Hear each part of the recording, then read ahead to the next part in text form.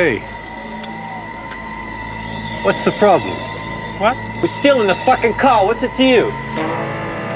It's my car. Now you gonna die.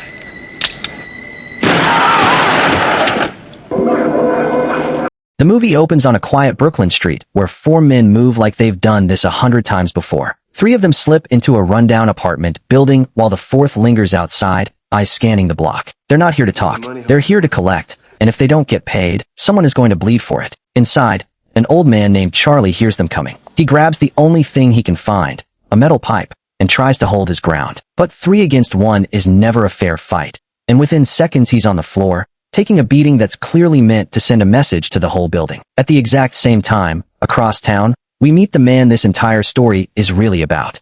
His name is Paul Kersey, an architect by trade, a Korean War veteran, and Charlie's oldest friend. He's just arrived at the bus terminal, planning nothing more than a simple visit. He tries calling ahead from a payphone to let Charlie know he's on his way, but the line goes dead mid-call. One of the men upstairs has just ripped the phone cord out of the wall. That's all it takes for Paul's instincts to kick in. Something is wrong, and he doesn't wait around to find out what. He jumps in a cab and races across the city. By the time he reaches the building, the attackers are already gone, scared off by neighbors who heard the screaming and called the police. Paul walks in and finds Charlie collapsed on the floor, barely breathing, covered in blood. He holds his friend as he dies, right there in his arms, seconds before the police burst through the door. And this is where things take a brutal turn, because the cops don't see a grieving friend kneeling over a body. They see a man with a gun standing next to a corpse. Paul is arrested on the spot. At the station, officers rough him up, trying to squeeze out a confession for a murder he didn't commit. He stays silent, refusing to give them anything, until a detective named Inspector Shriker walks in and stops dead in his tracks. He recognizes this face immediately. Paul tries to lie, giving a fake name, but Shriker isn't fooled for a second. He arrested this exact man 10 years earlier, and he knows exactly who he's looking at. Paul Kersey isn't just some innocent bystander caught at the wrong place at the wrong time. He's a former vigilante, a man with a violent history that the department never fully closed the book on. Paul insists that chapter of his life is over. Shriker doesn't look convinced, and honestly, neither are we. Thrown into a holding cell packed with hardened criminals, Paul barely gets a moment to sit before a gang leader named Manny Fraker decides to test him. Manny sends 2 of his men over to drag Paul in, but it backfires instantly. Paul fights back hard, landing a solid punch straight to Manny's face before guards manage to pull them apart. Manny gets bailed out not long after, and before he walks out the door, he leans in close to Paul and makes him a promise that will hang over the rest of this story. He's going to kill an innocent old woman just to prove a point, and Paul is going to get to watch it happen live on the 6 o'clock news. Meanwhile, a public defender named Kathryn Davis is fighting to get Paul released, since the police are holding him without any actual charges. She wins that fight, but before Paul can walk out, Shriker pulls him aside for a very unofficial conversation. The neighborhood surrounding Charlie's old building has spiraled into gang territory, crime is spiking, and the department desperately needs a win. Shriker's proposal is simple. Let Paul do what Paul does best. In exchange, all he has to do is pass along information so the police can swoop in and take the credit. Paul agrees almost instantly. This is exactly the opening he's been waiting for. That same night, Manny returns to his old territory and murders the man who took over while he was locked up, seizing back control through pure brutality. The message to the entire block is unmistakable. This is his neighborhood now, and nobody challenges that. After Kathryn finalizes his release, she hands Paul her number and offers to help him press charges against the officers who beat him. He's not interested. He's already thinking about something else entirely. Walking through the neighborhood, he spots a mugger in action and chases him into a parking garage, where a woman named Maria is being attacked by another gang member who's just jumped onto the hood of her car. She slams the brakes and throws him off, speeding away while Paul takes down the second attacker with nothing but a pipe.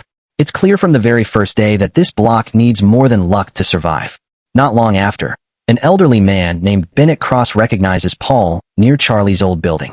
Bennett was one of Charlie's closest friends, a World War II veteran, and more importantly, a witness. Pointing out the window, he identifies 3 gang members with painted faces standing on the street below, the same men he saw running from the building the night Charlie was killed.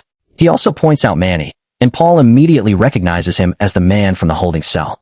Bennett warns him that Manny is untouchable, protected by an army of loyal men who will tear apart anyone who gets too close. He's seen it happen firsthand. Bennett hands Paul the key to Charlie's now empty apartment and tells him he's welcome to stay as long as he needs. What nobody realizes yet is that this apartment is about to become a command center. Over the following days, Paul learns the rhythm of the neighborhood. He watches a gang member known only as the Giggler snatch a woman's purse in broad daylight. The same man Bennett says stabbed another woman to death just the night before. He meets Rodriguez and Maria, the young couple downstairs, who thank him for saving Maria's life in the parking garage. He meets the Kaprovs, a sweet elderly couple who invite him over for dinner. Slowly, Paul stops being an outsider and starts becoming part of this community. But underneath all of it, he's preparing for war. He buys a beat-up used car and parks it outside on purpose, as bait. Sure enough, during dinner with the Kaprovs, two gang members try to steal it. When Paul confronts them, they pull a knife, and it costs them their lives.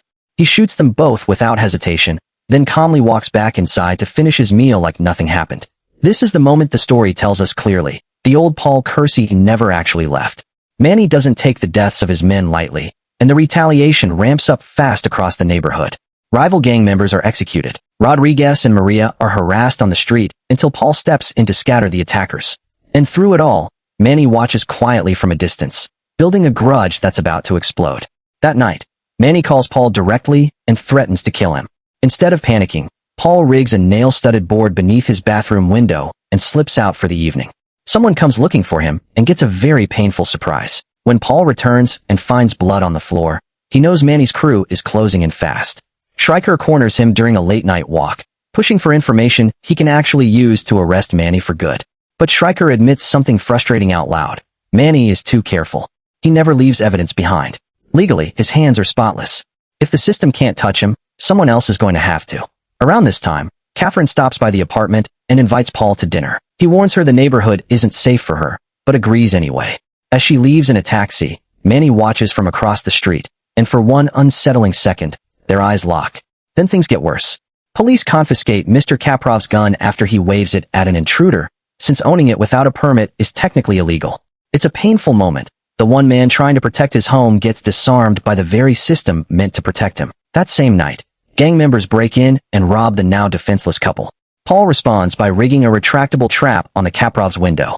When it's triggered later that night, they find something gruesome left behind in the wood, a pair of teeth. Paul and Rodriguez try chasing down the Giggler in broad daylight, but he's too fast for both of them. Paul realizes he needs serious firepower to finish this properly and reaches out to an old contact. Days later, a package arrives, a custom hunting revolver loaded with just 2 devastating rounds, built for a game far bigger than any man. He's about to need every ounce of it. While out buying groceries, Maria is dragged off by Manny's crew and brutally assaulted. Paul and Rodriguez rush to the hospital the moment they hear, but they're too late. She doesn't survive.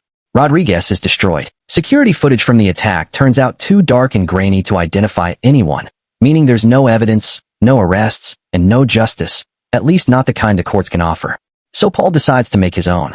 That night, he loads his weapon, grabs a camera to use as bait, buys himself an ice cream cone, and strolls through the neighborhood looking like the easiest target in the world. The Giggler takes the bait almost instantly, snatching the camera and running straight into a single fatal shot. Paul doesn't run. He doesn't hide. He simply walks away while the people around him actually start to cheer. For the first time in a long time, this street feels like it belongs to the people who live there again.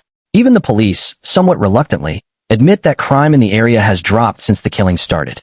It's an uncomfortable truth the story doesn't shy away from. Paul has dinner with Kathryn, and for once we see him open up. He tells her about the wife and daughter he lost years ago, a wound that's clearly never healed. Kathryn, unaware of just how dark Paul's history really is, tells him people need to start fighting back against crime. She has no idea she's talking to someone who's already been fighting this exact war for over a decade. Before the night ends, they share a kiss. But peace never lasts long in this story. Manny shows up outside the apartment complex that same night, deliberately letting Paul spot him before disappearing into an alley. It's obviously a setup, and Paul walks into it anyway. Manny opens fire with a machine pistol, forcing Paul to abandon his prized revolver just to escape with his life.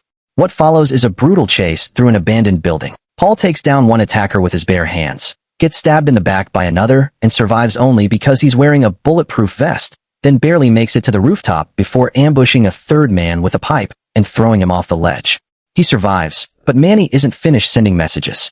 He breaks into an elderly woman's home and kills her, then calls her grieving husband just to taunt him about it, before calling Paul to make sure he knows exactly who's responsible. Furious, Bennett offers Paul access to a heavy machine gun he's kept hidden since the war. Paul refuses, worried about the risk to innocent bystanders. Instead, he asks Bennett for one thing. One day to end this himself. That night, Paul visits Kathryn to say goodbye before her trip to see her sister. The two spend the night together, and Paul finally tells her the full truth. His wife and daughter weren't just gone. They were murdered. It's the first time we truly understand the weight this man has been carrying for years. The next evening, Paul takes Kathryn out for one last dinner. Neither of them notices Manny and one of his men trailing them the entire way. Paul steps into a shop for just a few minutes, leaving Kathryn waiting in the car. That's all the time Manny needs. He knocks her unconscious and shoves the car into oncoming traffic. It collides violently with another vehicle and explodes, and Paul steps outside just in time to watch the fire consume everything. There's nothing he can do. Kathryn is gone. Shriker arrives and arrests Paul, not as punishment, but as protection, because he knows exactly what Paul is about to do, and he knows the entire police department combined won't be able to stop him. The very next day, Bennett watches in horror as his own shop is set ablaze and destroyed. Manny's gang then turns its attention to the apartment complex itself, storming the building. Bennett, unable to reach Paul, grabs the machine gun himself and tries to fight back, but the weapon jams at the worst possible moment. Gang members beat him and throw him down a flight of stairs, leaving him critically injured. When Shriker brings Paul to the hospital to see him, Bennett reveals he has a second weapon hidden away. But by the time Shriker turns around, Paul has already vanished. There's only one place he's headed now. Back at the apartment, Paul retrieves the machine gun.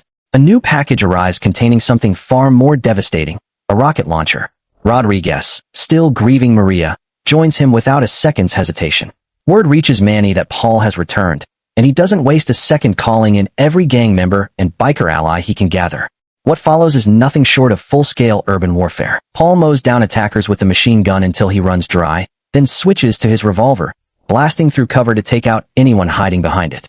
The residents, the same people who quietly watched Paul protect them for weeks, pick up weapons of their own and join the fight. Grenades go off. Cars burn. News helicopters circle overhead as police and firefighters flood the scene. Even from his hospital bed, Bennett watches the counterattack unfold with grim satisfaction. Rodriguez saves Paul's life with a homemade zip gun. Paul saves Shriker. Shriker saves Paul right back. This isn't a lone vigilante story anymore. This is an entire neighborhood refusing to be terrorized any longer. When Paul runs out of ammunition and heads back inside to restock, Manny quietly follows him, planning to finish this once and for all from behind. But Shriker spots him first and gets there just in time, firing on Manny before he can pull the trigger. Paul spins around and empties the rest of his weapon into him for good measure. For a second, it looks like it's finally over. Then Manny gets back up. He was wearing body armor this entire time, and now he's got both Paul and a wounded Shriker at gunpoint. Shriker manages to distract him just long enough. Paul grabs the rocket launcher, aims, and fires. This time, there's no getting back up. With their leader dead and sirens closing in from every direction, the surviving gang members scatter and flee. Shriker, bleeding but alive, gives Paul a nod and lets him walk away, a silent understanding between two men who fought the same war from very different sides. And that's how it ends. What started as a simple visit to an old friend turned into a full-blown battle for an entire neighborhood, and by the final act, it wasn't just one man fighting back anymore. It was everyone who had ever been pushed too far. If this breakdown kept you watching all the way to the end, do yourself a favor and hit that subscribe button right now. It takes 2 seconds, and channels like this one only survive because people like you actually show up for them. Don't be the person who gets everything out of a video and leaves without giving anything back. Drop a comment below and tell me which moment hit you hardest: Charlie's death, Kathryn's final ride, or that rocket launcher finale. I read every single one, so don't be shy. See you in the next video.